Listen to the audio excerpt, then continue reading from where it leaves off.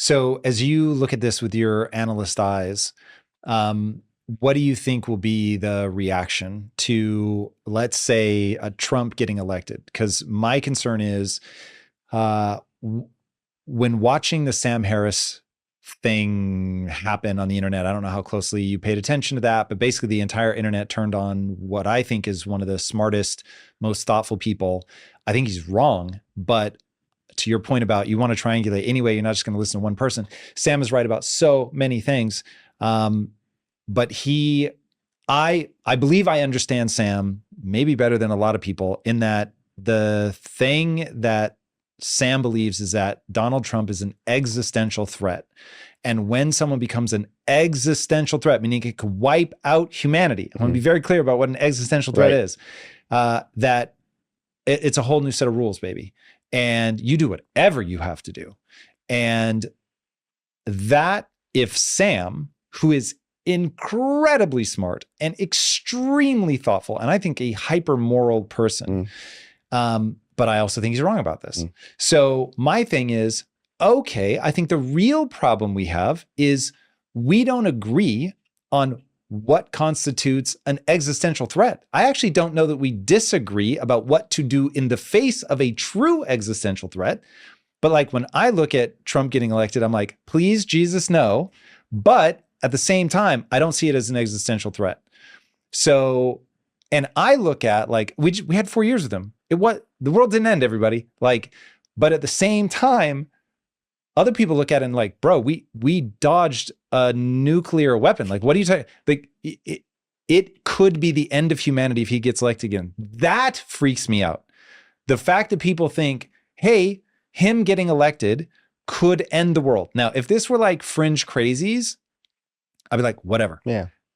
This is coming from some of the smartest people I know that they're very good at thinking through problems. So of course, part of me goes, is he an existential threat? Like, I don't think I'm the arbiter, right? So I'm Captain Distrust Yourself. But so the only thing I'm saying is when I analyze the situation, there are enough people that believe that he is an actual existential threat, that if he gets elected, I think you have a problem. I don't think, look, I'm a big believer that America's freakishly resilient. I don't think it collapses. But do I think that at a minimum, we take another step towards a civil war? Yes, I really do. That one really freaks me out. Like I can buy into the proxy wars that World War III is going to be fought very surreptitiously. There won't be as much hot to the war. Okay, don't love it. Still very high stakes, still makes me very tense, but that's a lot better than, say, a World War II. But dude, in the summer of 2020, I sat on my balcony and watched LA burn. And that wasn't even around existential threats, right? So yeah, I don't know. And I don't know what's worse. And again, I'll ask you with your CIA analyst hat on, what's worse, Trump getting elected or Trump not getting elected? So I'll start by saying that I disagree with all the smart people that you're referencing right now. And I would gladly... Who think he's an existential threat? Yes, I would gladly sit in front of anybody who believes that Trump is an existential threat and have a healthy debate on any topic they want to talk about. Because I have actually seen existential threats, and Trump is not that. Can you paint an existential threat picture? An existential threat is imminent. It means that it is the last step before the holistic destruction, the existence, destroying from existence the target that it is threatening, right? So let's consider a battleship, right? A hypersonic cruise missile will destroy a battleship, right? It is not an existential threat to the battleship. Even though it will destroy the battleship, it is not an existential threat to the battleship, because if even one soldier survives, the memory of that battleship in current memory still exists. Not to mention all of the documentation about the battleship existing, and then they rebuild a new one, they give it the same moniker, and it's right back in service again, right? It is a perilous threat. It is not an existential threat. truly existential threats are things that will wipe you off the face of the earth, right? Iran wants to wipe Israel off the face of the earth. That is an existential threat. And when they say that, when they announced that, they were talking about Israel, the state, and Jews. They want to destroy them. Nazi Germany posed an existential threat to the Jewish faith. Literally a systematic commitment to destroying an entire generation, like the entire existence of it forever, taking it off the world stage forever. That is an existential threat. What happens is that we have become spoiled in our terminology. Catastrophizing has become so common that now to get people emotional, to get people to move on their beliefs, you have to ramp everything up. To get past the volume and the velocity of data, you have to say the next most extreme thing. When you say the most extreme thing long enough, if you call yourself stupid enough times, guess what you start to believe? You start to believe you're stupid. Right. So when you tell people enough times, it's an existential threat, it's an existential threat, it's an existential threat, you start to actually believe, wow, maybe it really is an existential threat, without stopping to think. In one presidency, no president, Trump or anybody, no president can disband two of the three branches. The only thing the president can really do is write an executive order about the executive branch. If our Congress exists, we exist. If our judicial branch exists, we exist, right? And the other two branches are there to keep the executive branch in power. So one 4-year presidency, one 8-year presidency, two 8-year presidencies with President Trump is not, with a future President Trump, is not going to be the end of America. Could it do significant damage? Absolutely. But it's not an existential threat. It just isn't. It doesn't threaten to end the United States. It threatens to make life difficult, but lots of things threaten to make life difficult. We can't guarantee that Trump comes into office and somehow everything changes for the better. Who knows? We don't actually know. There's a term that we use in intelligence operations called the cone of uncertainty. And if you imagine like a funnel or a cone or a pennant, whatever, it's a certain shape. The timeline of known reality goes right up to the beginning of the cone. And then where you see the actual cone, that becomes an area of predictable confidence that you can guess within. But where that cone ends, everything past the cone is totally unpredictable. You have no confidence about what will happen one way or the other. So unless there is an existential threat, threatening the existence and future existence of something within that cone, then you can't really take it as a level of confidence one way or the other. So my recommendation to those people catastrophizing and everybody who's feeling that pressure, that anxiety, have a plan for when Donald Trump is announced as the winner of the presidency. Have a plan for it. Hope and vote against it all you want, but don't let it happen without a plan for what to do next. We have a plan for what to do next. Our plan takes us out of the United States. If Donald Trump becomes the president and our country takes a turn for the worse, we're leaving the United States. We already have the plan. If Joseph Biden wins the presidency and the United States takes a turn for the worse, we're leaving the United States. That's our plan. Doesn't mean that we're not proud to be Americans. It just means that where we are in our lives, with our children, with our business, with what we're trying to do in our personal mission, it is not to fix the United States right now.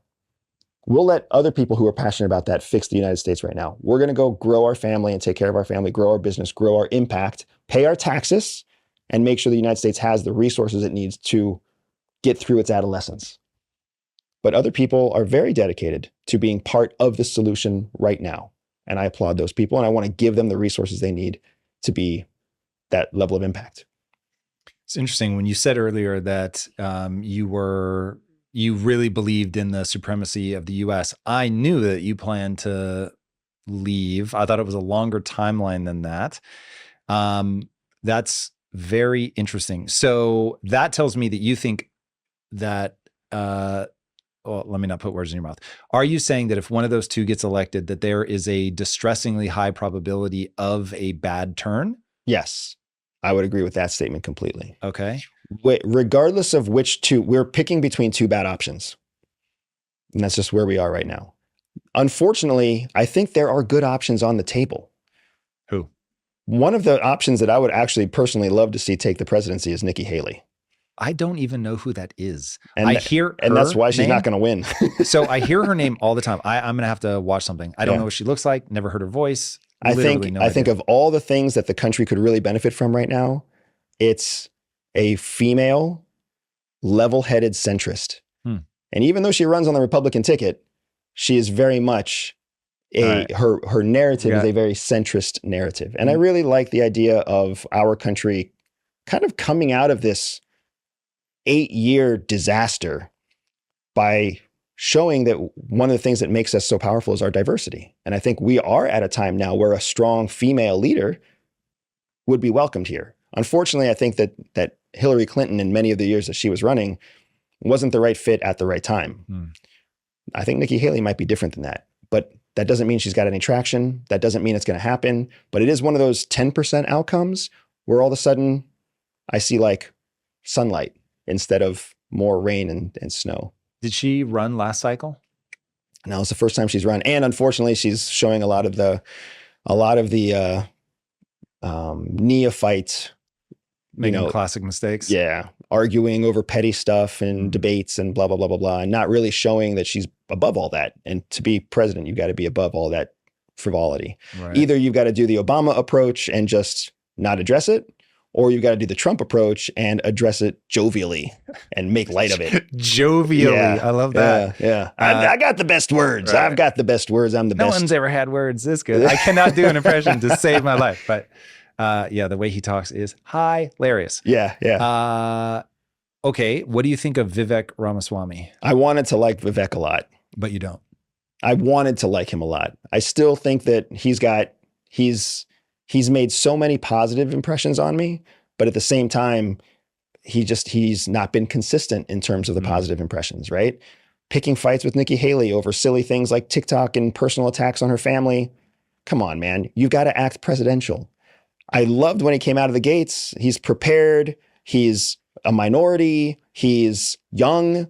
So many things there that anybody could rally behind and love. But then there's these behavioral challenges where you're like, dude, the last thing I want to do is have you be negotiating with the Prince of Saudi Arabia and you're going to jab him on one of his wives. Like, no, that's not a good idea for us. No, thank you. Right. Again, neophyte beginner kind of error that he's going to try to fix up. But that's where we are right now. And again, going back to the original question, there is a very solid chance that a Trump or a Biden presidency is going to change its course, even 15 or 30 degrees, change its course, focus on American needs, focus on American economy, maybe even apologize for bad calls in the past. Who knows? Good luck with that one. But they can change the course and make significant benefits. But if they stay their course, then it's just more pain for all of us. And we can't stand by idly and let that happen. The pyramid, the civilization pyramid is not worth just sitting by and being silent. We have a chance to impact our state. We should. Yeah, no doubt. I think a lot of people are going to try to have impact during this election cycle. If you like that clip, check out the full powerful episode here, and I'll see you there.